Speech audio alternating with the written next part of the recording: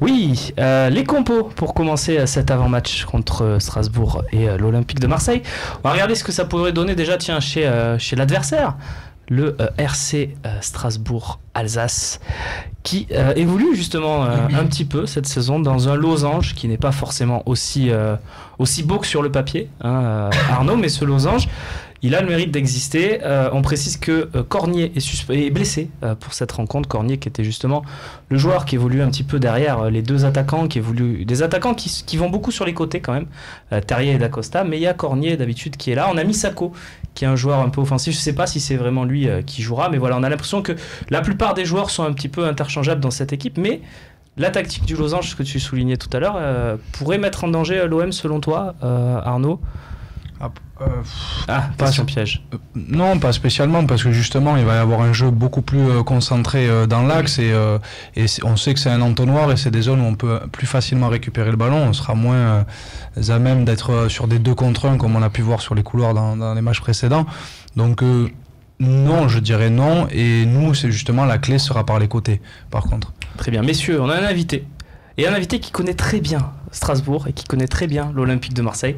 C'est Jean-Philippe Sabot qui faisait partie de l'aventure Strasbourg lorsque le club a recommencé en national après sa descente. En CFA même, Romain. Il a fait le plus dur, la montée de CFA en national, qui est la montée la plus difficile parce qu'il n'y a qu'une seule place. C'est vrai. Et ils ont fait notamment gagner Marseille Consola, mais aussi Grenoble dans cette poule-là à l'époque. Belle poule en tout cas. Et on accueille Jean-Philippe qui va nous en dire peut-être un petit peu plus sur ce qu'on doit craindre. Tiens, bonsoir Jean-Philippe. Qu'est-ce qu'on doit craindre de cette formation strasbourgeoise qui joue le maintien cette saison, mais qui a quand même peut-être 2-3 atouts majeurs? Oui, écoutez, après, je pense que Strasbourg est un candidat au maintien. Ils en sont conscients. Ils n'ont pas commencé le championnat comme ils devaient le faire, à mon avis. Et voilà, après, vous devez craindre surtout l'insouciance, parce que eux, c'est pas un match qui pensent gagner cette année. C'est pas contre l'Olympique de Marseille qui vont récolter des points pour le maintien. Donc c'est juste un match bonus dans le calendrier. Oui, Jean-Philippe, et justement, cette équipe, il y a des joueurs un peu plus à craindre que d'autres. On a vu Terrier, tiens, par exemple, briller avec les espoirs. C'est des joueurs qui peuvent nous faire mal, ça. T'as d'autres joueurs pour toi qui incarnent cet effectif strasbourgeois?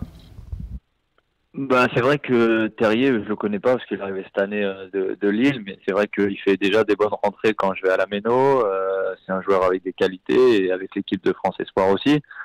Après, pour moi, il y a un joueur comme Jonas Martin qui a des qualités et qui est un petit peu au-dessus dans cette équipe strasbourgeoise. Il y a un joueur aussi qui revient, parce qu'il était blessé, mais Stéphane Bauken qui jouait à Nice avant, qui a de grosses qualités et qui peut mettre en danger l'équipe olympienne. Après, faut qu'il puisse jouer aussi, parce que ça fait un mois qu'il était blessé. Il est bien revenu la semaine dernière, je crois, en match amical. Donc voilà, il y a des qualités, mais surtout une équipe, hein. Individuellement, il y a vraiment, je vais pas vous sortir un joueur qui sort du lot, mais c'est au niveau de la globalité de l'effectif où voilà, s'il y a de l'insouciance et s'ils se disent que ce match ils peuvent ne pas le perdre ou le gagner et jouer libéré, c'est ce qui est plus dangereux pour Marseille.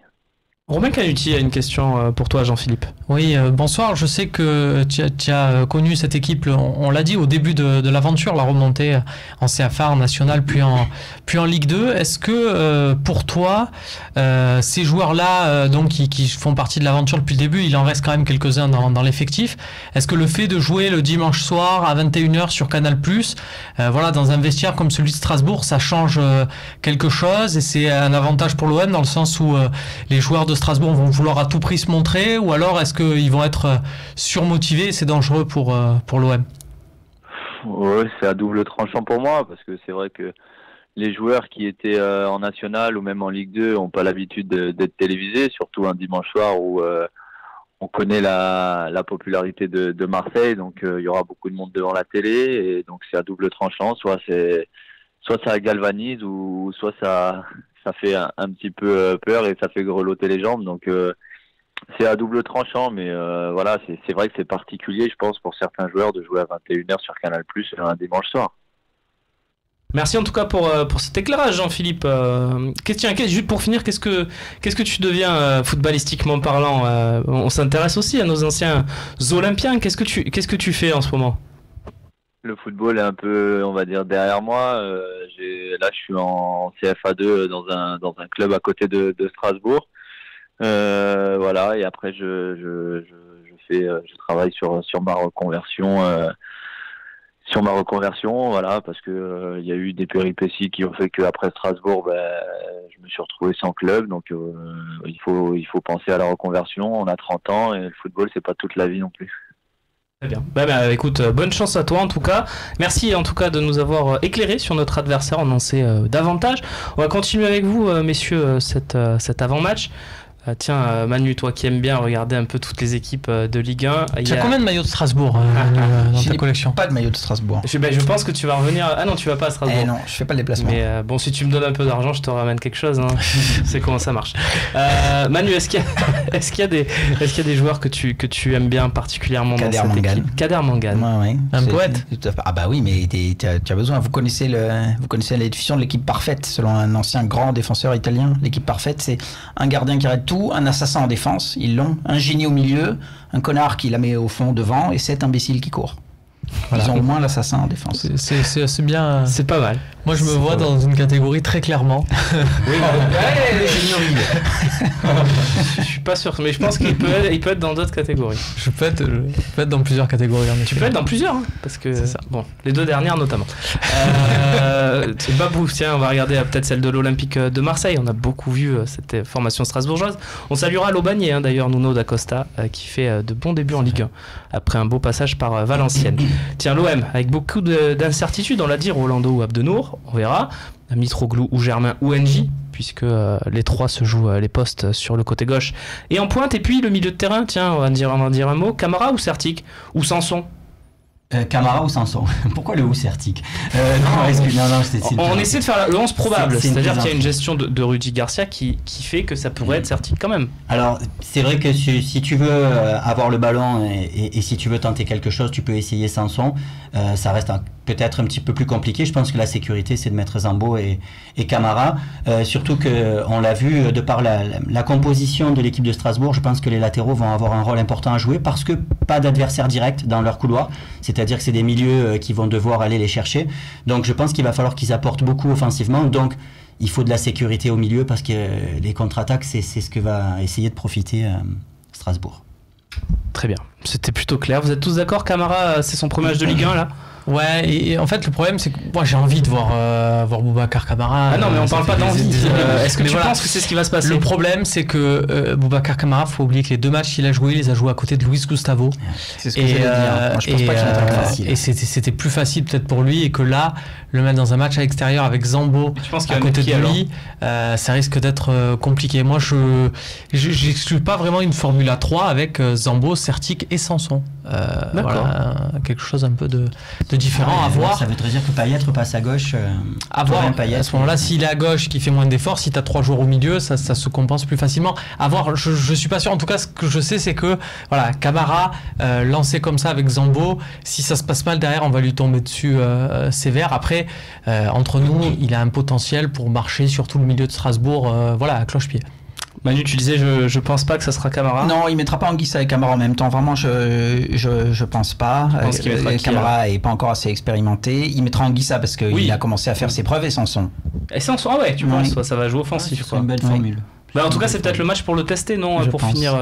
Moi, je pense aussi, comme Manu, que ce sera Sanson au détriment de Camara. Vous savez que j'adore Anguissa. La jeunesse tactique d'Anguissa et la jeunesse tout court de Camara, les 2 en même temps, je pense que Garcia ne fera pas ça. Je serais très surpris de voir Sanson Zambo, mais je vous fais confiance, messieurs. En tout cas, Sanson se retrouverait dans la zone de Jonas Martin, son meilleur ami. C'était ensemble inséparables à Montpellier. Ça serait marrant de les voir dans la même zone. Et il faudrait que Payet essaye de jouer vers la zone de Koné. Parce que tu disais, il faut un boucher et un génie. Alors là, au niveau Koné, on n'a ni génie ni boucher. On a un petit peu un joueur qui. Il y a un peu de génie quand même. Ouais. Enfin voilà, ce serait une bonne idée d'aller jouer dans cette zone-là. Je salue tous ceux qui ont compris ma blague. Laquelle? Qui connaît un ascenseur. Ah oui, bien sûr. Oui, bien sûr. Sur corner seulement. Le classe, j'essaie de te sauver, c'est nul. Et à ma vie, où tonton? Ah oui, c'est vrai. S'il vous plaît. On va regarder le classement et le calendrier pour finir cette partie d'avant-match avec l'OM qui est toujours 3ème.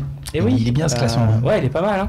Et puis quand on regarde ce qu'il y a derrière, on voit que c'est Nantes-Caen, Bordeaux à 1 point, Saint-Etienne à 2 et Lyon déjà à 3. Ça fait, Attention, vous des et joueurs. Nice à 6 points. Bordeaux a joué le PSG. C'est pas oublié. Ils jouent Monaco, là, non? Lyon joue Monaco. Lyon-Monaco. Ouais. Et donc Strasbourg 5 points. Bordeaux-Nantes. L'Alsace et la Lorraine en difficulté dans ce championnat. 19e et 20e, Strasbourg et Metz. Et juste devant le LOSC de Bielsa. Le calendrier, toujours le calendrier avec donc la fin de cette trêve internationale. Et puis la reprise, ça va aller beaucoup plus vite avec beaucoup de matchs qui vont s'enchaîner. Strasbourg, le Vitória Guimarães, le PSG à la maison. Et puis le déplacement pour le Bielsico du côté. Qu'est-ce qu'il y a, Babou? Ah, ça me fait. Non, c'est bien trouvé. Glacierico, peut-être. Ouais. On va trouver quelque chose. À Lille. Et tout ça, bien sûr, en prime time, à chaque fois, messieurs. Pourquoi se priver, évidemment, de l'Olympique de Marseille cette saison, puisque l'OM marche sur l'eau. On passe tout de suite aux questions-réponses, évidemment.